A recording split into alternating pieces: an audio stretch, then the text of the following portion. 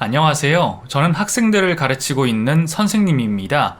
무더위가 기승을 부리는 이맘때가 되면 평소보다 더욱더 생각나는 분이 한 분 계세요. 저에게는 언제나 따뜻하고 다정했던 그분. 그분은 바로 저희 어머니세요. 어머니와 함께한 시간보다 떨어져 보낸 시간이 더 길었던 저는 어머니에 대한 그리움이 너무나 컸어요. 어렸을 때에는 힘이 없어서 어머니를 만날 수 없었고, 어른이 된 지금은 제 곁에 없으셔서 만날 수가 없네요. 제가 왜 이토록 어머니에 대한 그리움이 큰지 여러분에게 제 이야기를 들려드릴게요. 저희 부모님은 서로 다른 환경에서 태어나 자라신 분들이었어요.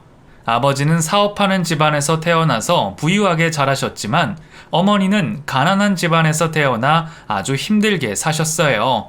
어머니에게 한눈에 반한 아버지는 할머니의 반대를 무릅쓰고 끈질긴 구애 끝에 어머니와 결혼을 하셨어요.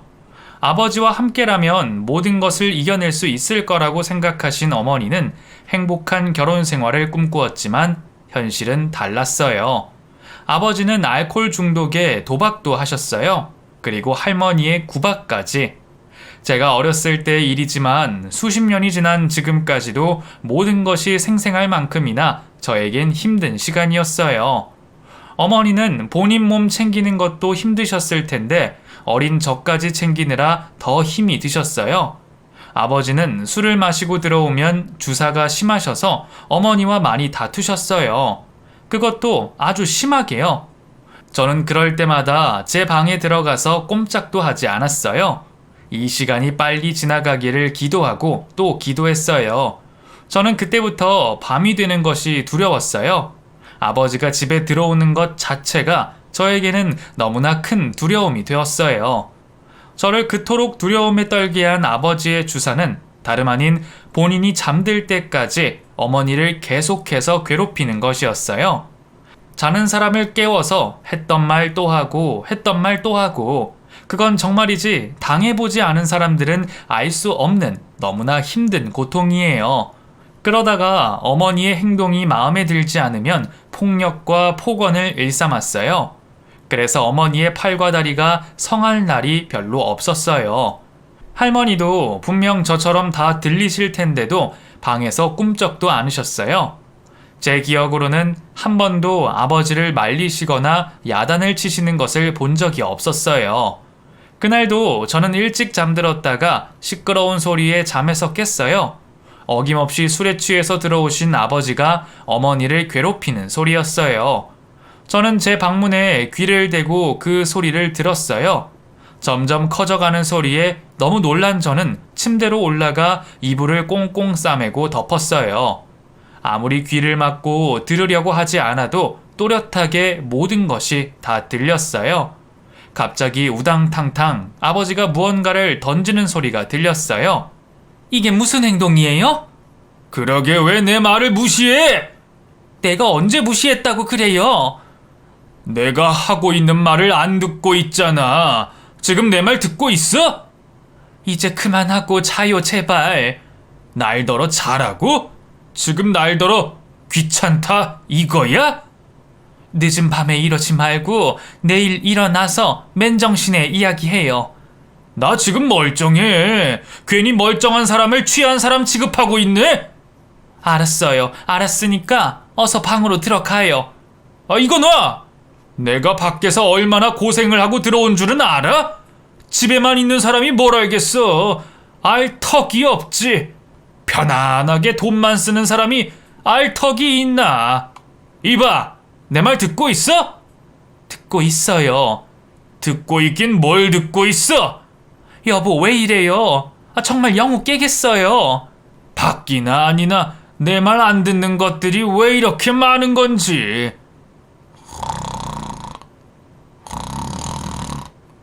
드디어 아버지가 잠드셨나 봐요. 저는 덮고 있던 이불 속에서 나왔어요. 그리고 다시 방문 쪽으로 다가가서 귀를 갖다 대었어요. 할머니가 나오는 소리가 들렸어요. 애비 이렇게 해서 재울 셈이냐? 여기서 잠들었는데 어떡해요 그럼. 편한 옷으로 갈아입히고 이부자리라도 챙겨주고 내가 일일이 가르쳐줘야 하냐? 어머니, 애비 하시는 것 보고도 그런 말씀이 나오세요? 바깥 일이 얼마나 힘들었으면 저럴까 그런 생각은 안 해봤냐? 네가 뭘 알겠어? 세숫대야에 물 받아다가 얼굴이랑 손발도 닦아주고. 에휴, 내가 언제까지 이런 꼴을 봐야 하는 건지. 이게 다 네 잘못이야. 네가 집에서 내조만 잘했어 봐라. 애비가 저러는가? 에휴. 아버지에 이어 할머니까지 어머니에게 잔소리를 늘어놓으셨어요. 어머니는 할머니의 마지막 말에 아무 대답도 하지 않으셨어요. 할머니의 말은 언제나 똑같았어요. 어머니가 집에서 내조를 잘 못해서 아버지가 그렇다는 것이죠. 할머니의 방문이 닫히는 소리를 듣고 나서 저는 제 방문을 소리가 나지 않게 아주 조심히 열었어요. 거실에는 식탁 의자가 뒹굴어져 있었고 그 옆에는 아버지가 대자로 엎드려 자고 있었어요. 그리고 어머니는 얼굴을 숙이고 앉아 계셨어요. 어깨가 들썩이는 것을 보니 울고 계신 것 같았어요. 저는 엄마에게 달려가 안았어요. 자고 있는 줄 알았던 제가 밖으로 뛰어나오자 어머니는 놀라셨어요. 어머니의 뺨은 빨갛게 달아올라 있었고 얼굴은 눈물로 범벅이 되어 있었어요. 그 모습을 보자마자 저도 울음을 터뜨렸어요. 제 소리에 자고 있던 아버지가 꿈틀거리셨어요. 네가 날 무시해? 네가 뭔데 날 무시하냐고? 놀란 어머니는 저를 데리고 방으로 들어왔어요. 그리고는 저를 꼭 안아주었어요. 다음날 아침, 멀쩡한 모습으로 아버지가 거실에서 신문을 읽고 계셨어요. 방에서 나온 저를 보더니 잘 잤냐며 웃으셨어요. 저는 소름이 끼쳤어요. 어제 저녁에 그 난리를 치시더니 마치 제가 꿈이라도 꾼 것처럼 아무 일도 없었던 것처럼 그렇게 행동을 하셨어요.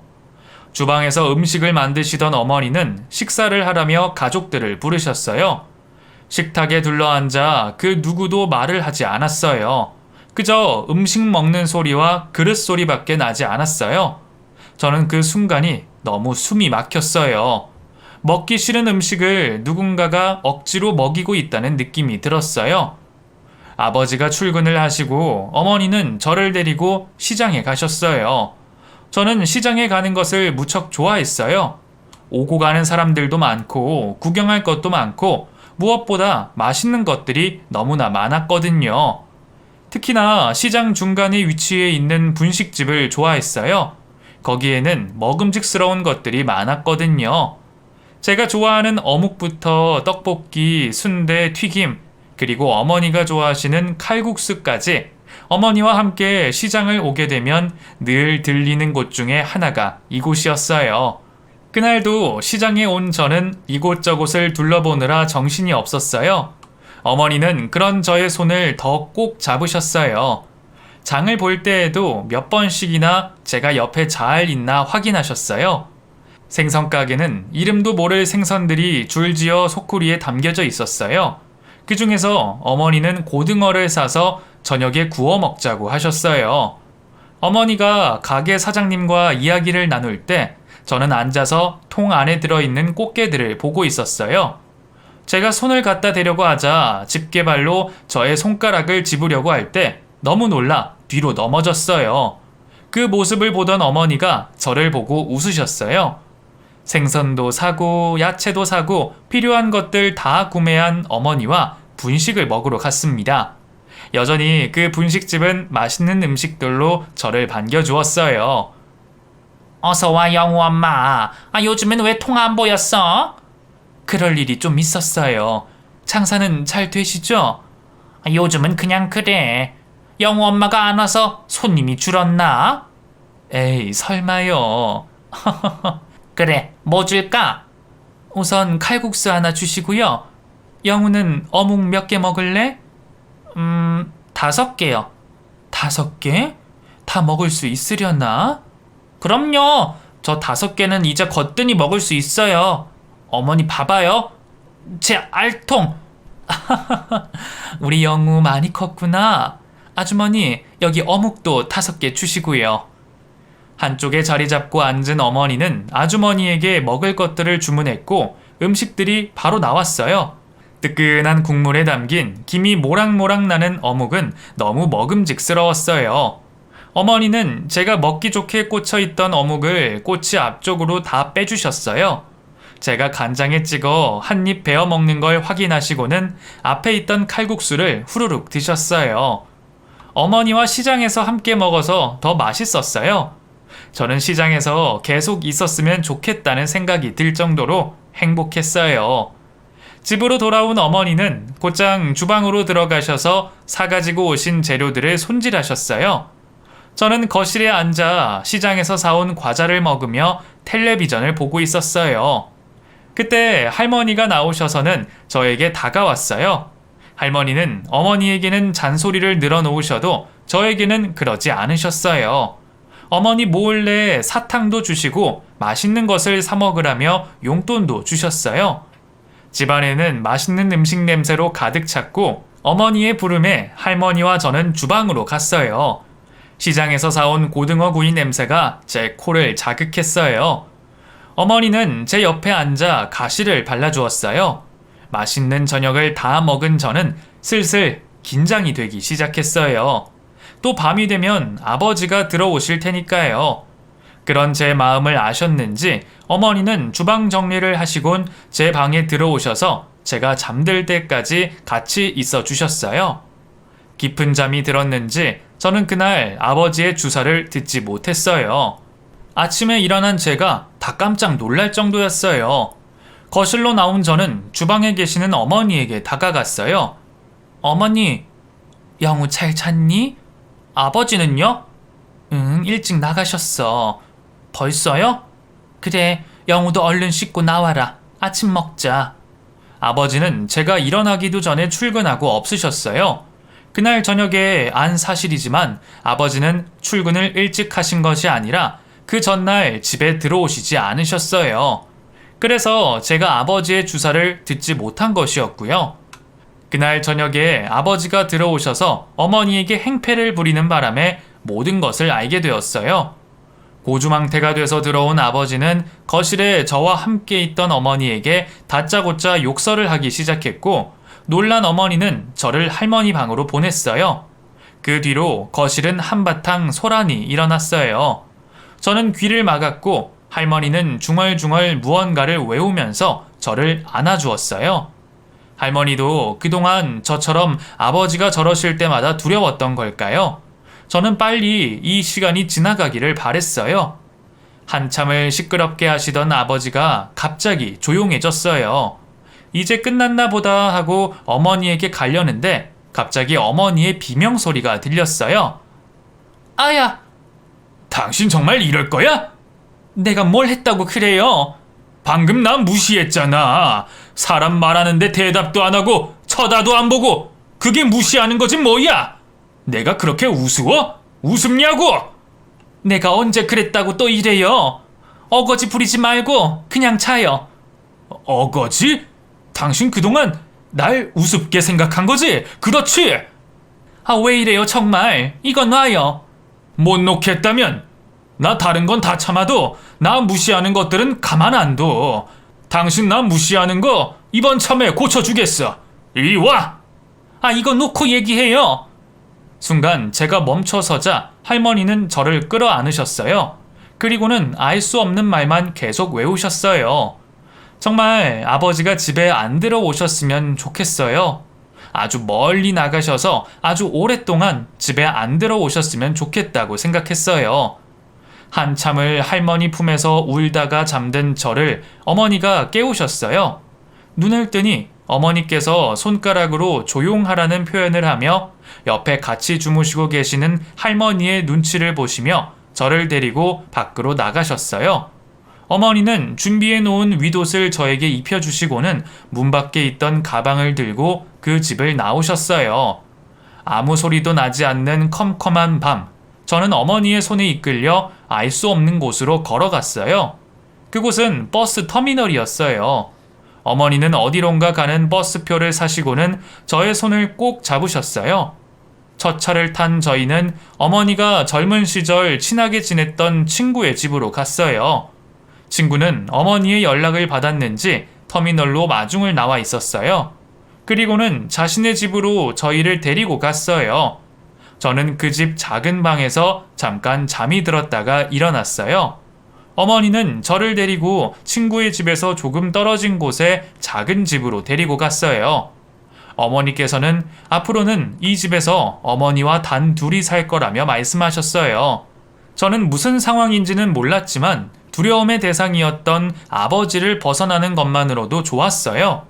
매일 밤마다 아버지 때문에 떨었던 두려움은 없을 테니까요. 어머니와 단칸방에서 생활을 하는 동안 저는 너무 행복했어요. 어머니도 아버지와 같이 살 때보다는 웃는 날이 더 많았어요. 어머니와 함께 집 근처 작은 시장에 장을 보러 같이 가기도 하고 일자리를 구하기 전까지 부업이라도 해보겠다며 어머니가 가져온 상자도 옆에서 같이 접었어요. 어머니와 함께하는 매일매일이 저에게는 너무나 큰 행복이었어요. 하지만 그 행복도 그리 길진 않았어요. 점심을 먹고 상을 들고 나가시던 어머니가 상을 그만 엎고 말았어요. 그리고는 멍하게 서 있으셨어요. 깜짝 놀란 제가 그런 어머니의 뒷모습을 쳐다봤는데 어머니의 뒷모습 옆으로 남자 한 명이 서 있었어요. 아버지였어요. 순간 놀란 저는 몸을 움츠렸어요. 아버지는 그런 어머니를 마당으로 끌어당겼어요. 그리고는 또 어머니를 때리기 시작하셨어요. 이년이 여기 있으면 내가 못 찾을 줄 알았어? 네가 백날 숨어봐라. 내가 못 찾아내나? 나 그냥 여기서 살게 해줘요. 여기서 살아? 그래, 너 혼자 여기서 살아. 나도 나 싫다고 도망간 년이랑 같이 못 살아. 근데 내 아들은 안 돼. 영우, 내 아들이기도 해요. 당신 같은 사람이랑은 같이 있게 할 수 없어요. 나 같은 사람이 어떤 사람인데? 당신 아직도 몰라요? 당신 알코올 중독자야. 뭐라고? 인연이 누굴 술주정뱅이로 만들어? 아직 네가 덜 맞아서 정신을 못 차렸구나. 그래, 네가 언제까지 그렇게 말할 수 있나? 한번 보자. 이거 놔요. 이거 놓고 얘기하라고요. 그 사이 할머니가 제가 있는 방으로 들어오셨고 웅크리고 있던 저를 안아주셨어요. 그리고는 일어나라며 저의 손을 잡아 끄셨어요. 마당에는 힘없이 쓰러져 있는 어머니와 그 옆에서 씩씩거리며 양손을 허리에 짚고 서 계시는 아버지가 있었어요. 저는 울면서 어머니에게 달려갔어요. 그 순간 할머니가 저의 몸을 잡아 끌었어요. 그리고는 자신의 등 뒤에 저를 감추시고는 어머니에게 큰 소리를 치셨어요. 인연이 나가려면 너 혼자 나갈 것이지 하나밖에 없는 내 장손을 왜 데려가? 어머니, 영우랑 여기서 살게요. 아니 그래도 인연이 여기서 살려거든 너 혼자서 살아. 영우는 우리 핏줄이야. 제 아이예요. 저런 아빠 밑에서는 영우 못 키워요. 뭐? 애비가 뭐 어쨌다는 거냐? 애비가 저렇게 된 건 다 네 잘못이다. 네가 집에서 내조만 잘해서 봐라. 애비가 밖으로 놔두는지. 아직도 네 잘못을 모르겠다는 거냐? 영우는 우리 집 장손이니 우리가 데리고 가마. 안 돼요. 어머니, 영우 놓으세요. 이거 안 놔? 왜 이렇게 질척거려? 여기서 살아봤자 영우한테 득될 거 하나도 없어. 할머니는 저를 데리고 가려는 어머니를 뿌리치시고는 할머니에게 안 가려고 안간힘을 쓰고 있던 저를 끌고는 밖으로 나오셨어요. 뒤따라 나오시던 어머니가 저의 한쪽 팔을 잡으셨고 할머니와 어머니는 서로 저를 데려가겠다며 끌어 잡아 당겼어요. 저는 어머니에게 가기 위해서 힘을 냈어요. 할머니가 제 손을 놓치면서 저는 어머니의 품으로 갈 수 있었지만 뒤따라오시던 아버지의 손에 이끌려 차에 갇히고 말았어요. 바닥에 쓰러진 어머니에게 아버지는 이혼 서류라며 종이를 던지시고는 차로 오셨고 신발도 신지 못한 채 차로 뛰어오시는 어머니를 뒤로 한 채 저는 집으로 끌려왔어요. 그렇게 할머니와 아버지의 손에 이끌려온 저는 성인이 될 때까지 어머니를 만날 수가 없었어요. 어머니가 몇 번을 찾아오셨지만 그럴 때마다 할머니는 온갖 욕을 하며 쫓아냈고 그 뒤로 저희 집은 어머니가 찾아오지 못하게 이사를 갔어요. 그곳에서 저는 새어머니를 만나게 되었고 아버지의 주사도 없어졌어요. 아버지가 주사가 없어져서 밤이 두렵지는 않았지만 어머니에게는 매일 하던 주사를 새어머니에게는 하지 않는 아버지가 미웠어요. 왜 우리 어머니에게만 유독 그러셨는지 어머니가 너무 가여웠어요. 매일매일 어머니가 그리웠습니다. 부모님이 이혼을 하시고 10년이라는 세월이 흘러 저도 어느덧 고등학생이 되었어요. 겉으로 보기에 저희 집은 부유하고 행복해 보였어요. 저는 늘 어머니에 대한 그리움을 숨기며 어른들에게 맞춰가며 살았어요. 하루빨리 어른이 돼서 이 집을 벗어나기만을 기다리면서요. 어머니에게 멋진 아들이 되기 위해 공부도 열심히 했어요. 어렸을 때부터 어머니와 함께 간직해온 선생님이 되겠다는 그 꿈을 이루기 위해서요. 하지만 집에서는 사정이 달랐어요. 제가 의사가 되는 것을 바라셨어요. 특히나 새어머니는 제가 의대를 가지 못하면 끝이라며 죽기 살기로 저에게 매달리셨어요. 저 의대 안 가요. 왜? 성적도 다 되는데 왜 안 가? 제가 원하는 게 아니에요. 네가 뭘 원하는지엔 관심 없어. 넌 무조건 의대 가야 해.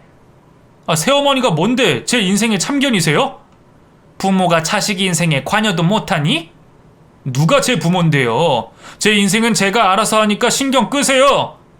아니 얘가? 새어머니와 진로 문제로 이야기를 나누고 있을 때 할머니가 들어오셨어요. 할머니 역시 새어머니처럼 저에게 의대를 가라며 강요하셨어요. 저는 제 뜻대로 하겠다고 말씀드렸지만 제 말을 들으려고 하지 않으셨어요. 그날 저녁 늦게 퇴근하신 아버지 역시도 제 진로 문제로 언성을 높이셨어요. 왜 다들 제 인생을 이래라 저래라 하는지 그 일로 가족들과의 트러블은 점점 더 심해졌어요. 가족들은 저만 보면 압박을 가하기 시작했어요. 도저히 안 되겠다 싶었던 저는 가족들에게 스트레스를 받아서 공부를 못하겠다며 계속 이런 식으로 나온다면 손을 놓겠다고 선언을 했고 그 뒤로는 더 이상 저를 압박하지 않았어요. 며칠 뒤 도서관에서 공부를 하던 저는 그날따라 몸이 너무 피곤해서 집에 일찍 오게 되었어요. 주방에서는 제가 온 줄도 모르고 새어머니와 할머니가 이야기를 나누고 계셨어요. 모든 가족들이 의대를 포기했다는 걸로 알고 있었던 저는 새로운 사실을 알게 되었어요. 할머니는 저에게 내색을 하지 않으셨을 뿐이지 제가 의대 가기를 바라셨고 저 대신 새어머니에게 닥달하고 계셨어요. 그리고 제가 의사가 된다면 새어머니가 땅을 받게 된다는 사실도 알게 되었어요.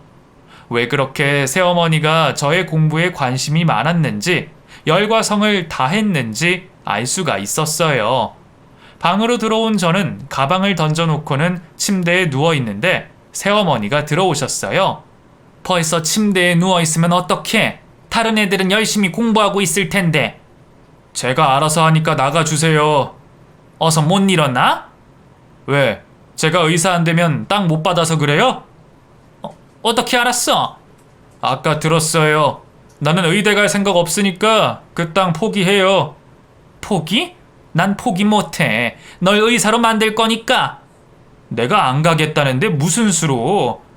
너 친어머니 어디 계신지는 궁금하지 않아? 저는 침대에서 벌떡 일어났어요.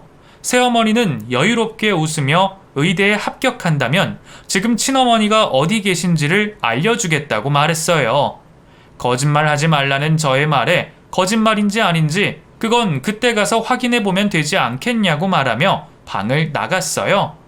제가 어머니를 따라서 집을 나갔던 때가 고작 7살밖에 되지 않았을 때라 그곳이 어디인지 알 수도 없었고 찾을 수도 없었거든요. 새어머니의 말이 진짜라면 저는 늘 그리운 어머니를 찾을 수 있다는 생각에 가슴이 쿵쾅거렸어요. 그리고 어머니를 만나기 위해 죽기 살기로 공부를 하고 의대에 합격을 했어요. 가족들은 집안에 의사가 나온다며 무척 좋아하셨고 새어머니는 니 덕에 땅을 받겠다며 약속했던 어머니의 주소가 적힌 종이를 주셨어요. 종이를 받아든 저는 생각에 잠겼어요. 어머니에게 찾아가서 무슨 말을 어떻게 해야 할지 생각이 나질 않았어요. 가슴이 두근두근거리고 아무 생각이 나질 않았어요. 뜬 눈으로 밤을 샌 저는 종이에 적힌 주소로 어머니를 찾아갔어요. 예전에 저와 같이 살았던 단칸방을 생각하며 가고 있었는데 어머니는 제가 생각했던 것보다는 훨씬 좋은 곳에서 살고 계셨어요. 그 집 대문 앞에 선 저는 숨을 깊게 내쉬고는 초인종을 누르려고 했어요. 그때 대문 안에서 인기척이 들렸어요. 깜짝 놀란 저는 재빨리 몸을 숨겼어요. 그리고 대문을 열고 나오는 중년 부부를 보았어요. 중년 부부는 서로 손을 잡고 다정하게 나와 대문 앞에 있는 차 앞에서 멈춰섰어요. 그리고 두 분은 가볍게 포옹을 했고 아저씨는 차를 타고 출발했어요. 그리고 아주머니는 집에 들어가기 위해 몸을 돌렸어요. 환하게 미소를 지으며 돌아서던 그 순간 저는 숨이 멎는 듯 했어요. 제가 그토록 만나고 싶어 했던 어머니였어요. 예전의 모습 그대로는 아니었지만 어머니라는 것을 알 수 있었어요. 당장 뛰어가서 어머니를 안고 싶었지만 두 발이 떨어지지가 않았어요. 어머니가 열고 들어간 굳게 닫힌 대문만 하염없이 바라보았어요. 그리고는 저는 힘없이 집으로 돌아왔어요.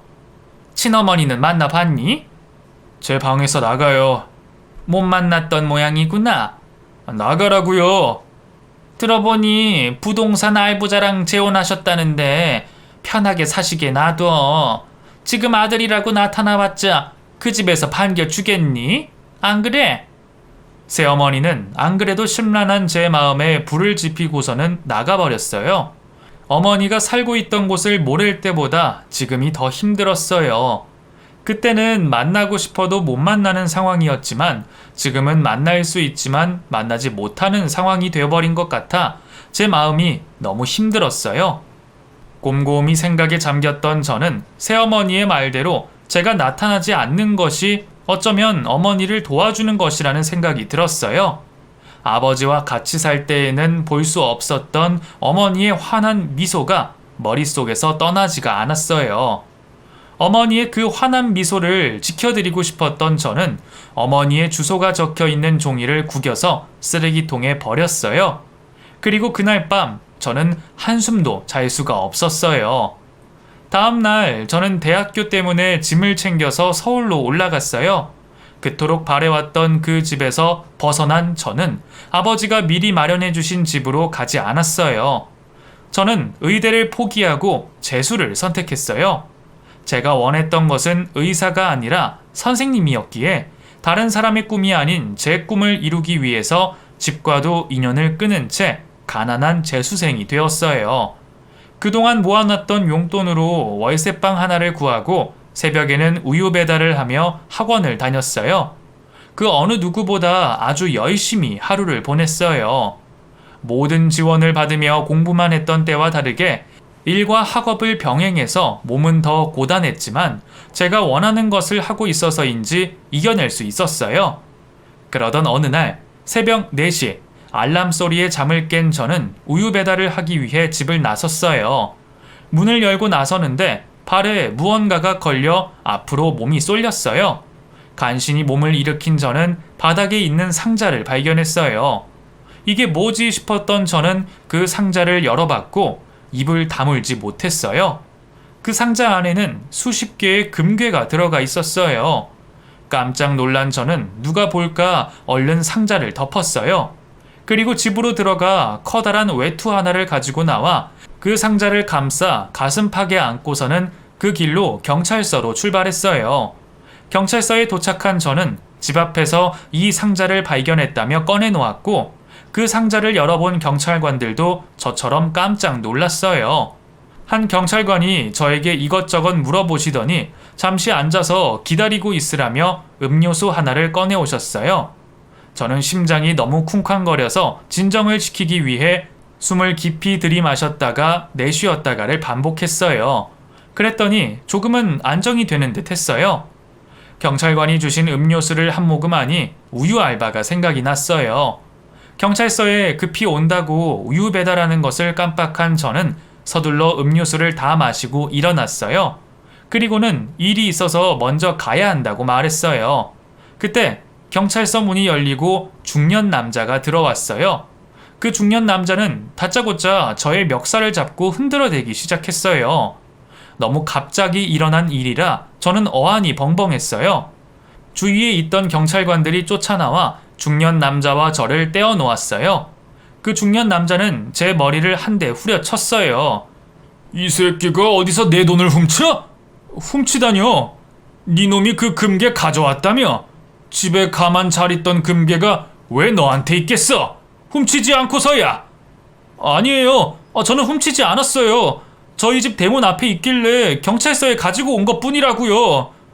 이 자식이 어디서 거짓말이야? 이게 왜 너네 집에 있어? 금괴에 발이라도 달렸다는 소리야? 진짜예요. 제가 이걸 왜 훔쳐요? 아니 정말 제가 훔쳤으면 도망가야지. 왜 경찰서에 가지고 오냐고요? 너무 액수가 크니까 겁이 났던 거지. 그리고는 찾아주는 척하면서 보상금 받으려는 심보 누가 모를 줄 알고? 그런 억지가 어디 있어요? 여러 말 필요 없고 이런 도둑놈의 자식은 콩밥을 먹어봐야 정신을 차리지. 진짜 아니라니까요. 저는 억울해서 미치고 팔짝 뛰고 싶은 심정이었어요.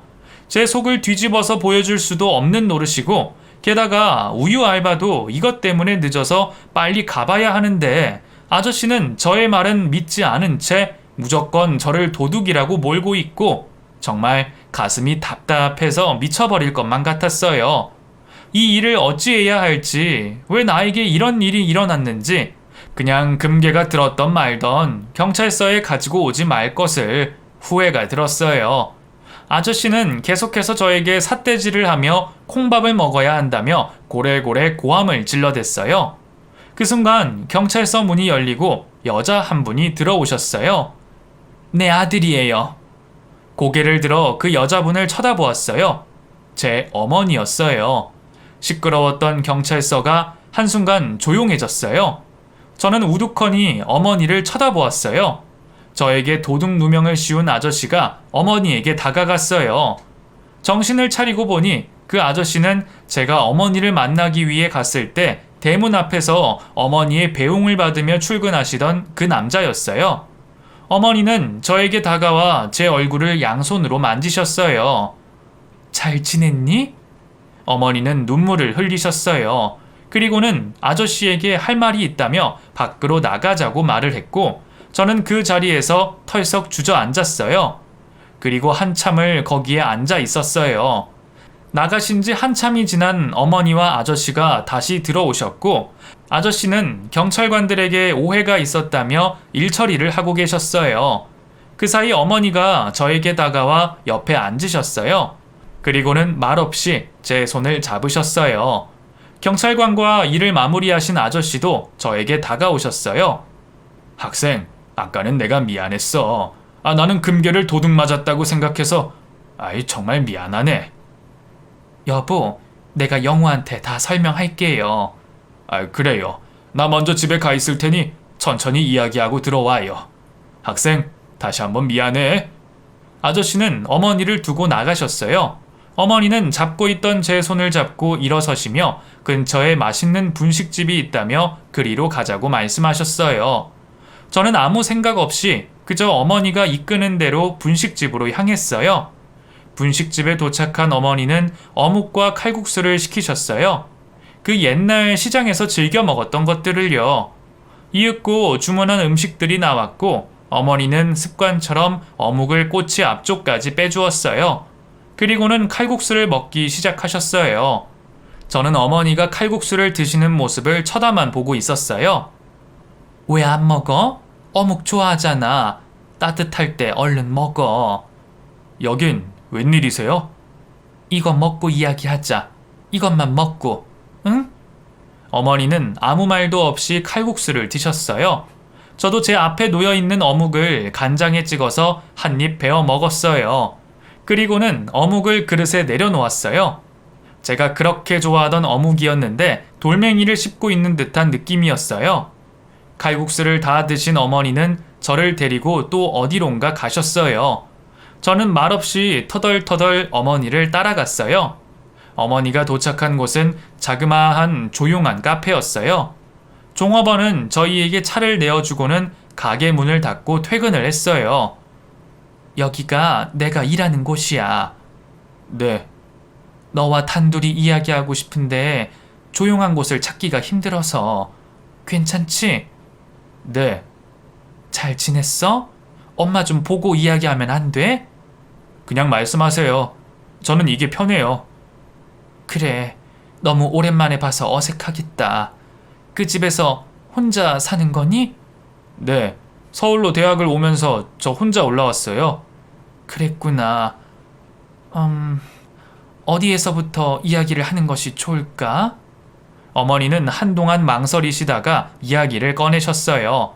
할머니와 아버지가 저를 데리고 가버리시고 여러 번 저를 찾으러 오셨지만 저를 만날 수가 없었어요.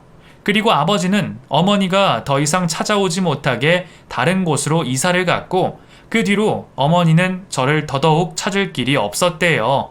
며칠을 폐인처럼 지내다가 쓰러져 있는 것을 근처에 살고 있던 친구분이 발견을 하셨고 그 친구분의 도움으로 조금씩 일상생활을 할 수 있게 되셨대요.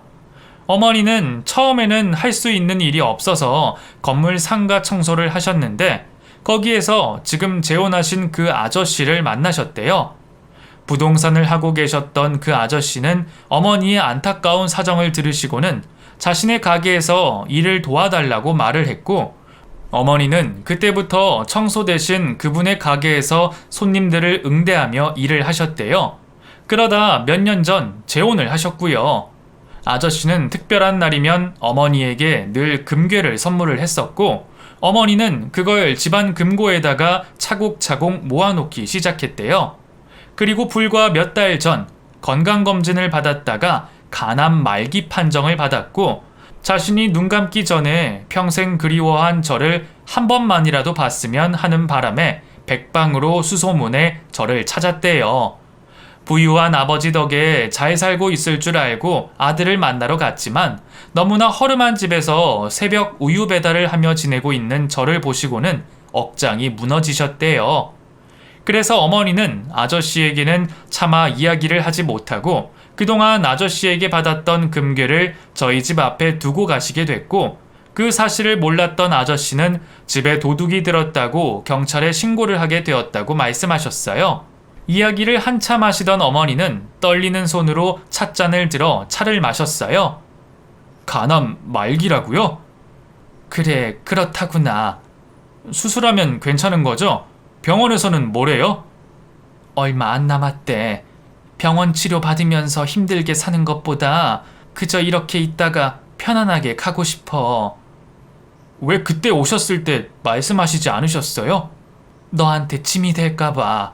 혼자서 힘들게 살고 있는 너에게 짐이 되기는 싫었어. 그래도 어머니, 그때 말씀하셨으면 저와 같이 보낼 수 있는 시간이 더 많았잖아요. 미안하구나. 이럴 줄 알았으면 더 빨리 널 찾았어야 했는데. 죄송해요. 저도 그때 어머니를 만났어야 했는데. 나를 찾아왔었니?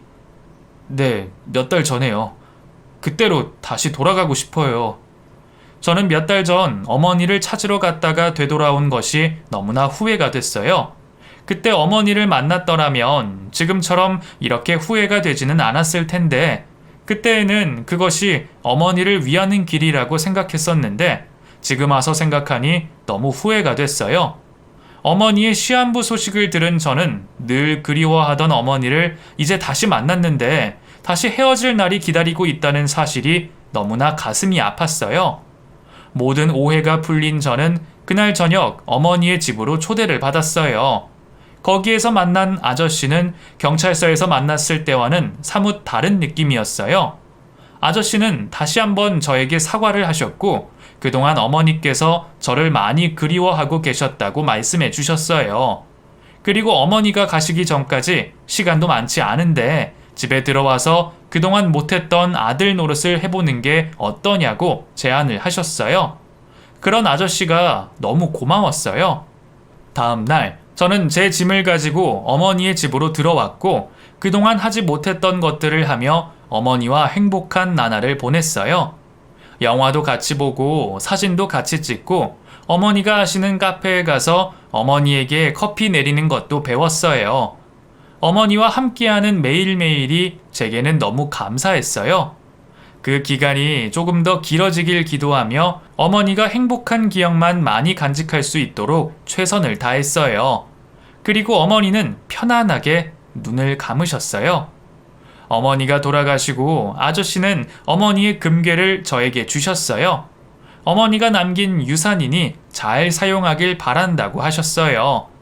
저는 어머니가 남기신 유산으로 학비를 감당하며 공부를 했어요. 그래서 제가 선생님이라는 꿈을 이룰 수가 있었어요. 그리고 한 아이의 아빠가 됐어요. 그리고 가끔씩 저는 어머니의 집에 찾아가서 아저씨와 함께 식사를 해요. 제 어머니에 대해서 그 누구보다 잘 아시고 혼자가 된 어머니가 힘드실 때 곁에 있어주신 아저씨가 감사해서요. 비록 어머니는 먼저 가셨지만 어머니와의 추억을 같이 이야기 나눌 수 있는 좋은 분이 계셔서 다행이라고 생각해요. 이 글을 쓰고 있는 지금 어머니가 너무 그립고 보고 싶네요. 어머니, 거기에서는 아픈 기억은 모두 잊어버리시고 행복했던 기억만 간직하면서 항상 웃으면서 지내셔야 해요. 어머니, 사랑합니다.